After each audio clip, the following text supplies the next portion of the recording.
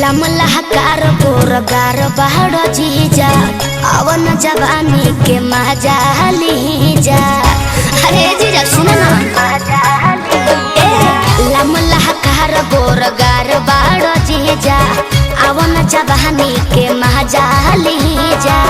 देत बन चांस तो करेलो ना रोमांस हो, देत बन चांस तो करेलो ना रोमांस हो। मोहरत का इतना लाजा ऐसन लड़की ये दादा बोले ना पाले, ऐसन लड़की ये दादा बोले ना पाले।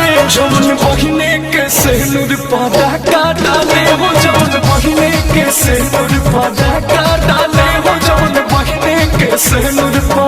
ए जीजा जी खुला पर बात सोच ली।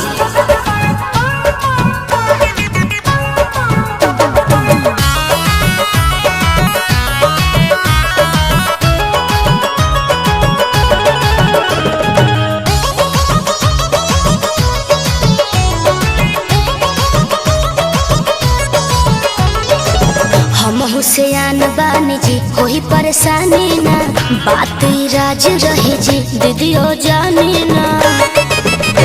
साली हो पाप पहरी धर्म जे बिगाड़ी, साली हो पाप पहरी धर्म जे बिगाड़ी, साली हो पाप पहरी। सोटो भिरिया तोहरा हमरे बाकिरिया, सोटो भिरिया तोहरा हमरे बाकिरिया। चुम्बल दे दो दुनु गाले आई ना। तो ऐसन लड़की ये दादा बोले ना पाले, ऐसन लड़की ये दादा बोले ना पाले। जौन बहिने के सेनुर पादा का डाले हो, जौन बहिने के सेनुर पादा का डाले हो, जौन बहिने के सेनुर पा। जीजा जी बात को समझे ना।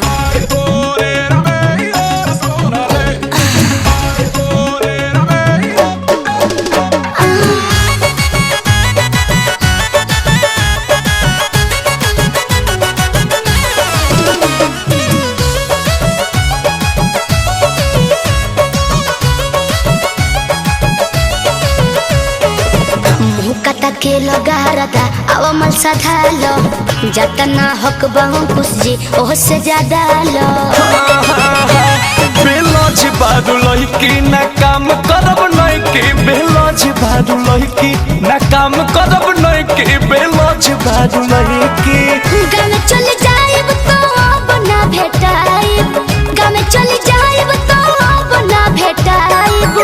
तोहरा से हम साले साले फिर हाथ मोलते रहो। तो ऐसन लड़की ये दादा बोले ना पाले, ऐसन लड़की ये दादा बोले ना पाले। जौन बहिने के सेनुर पादा का डाले हो, जौन बहिने के सेनुर पादा का डाले हो, जौन बहिने के सेनुर पा। ओह काजी रोवो नु।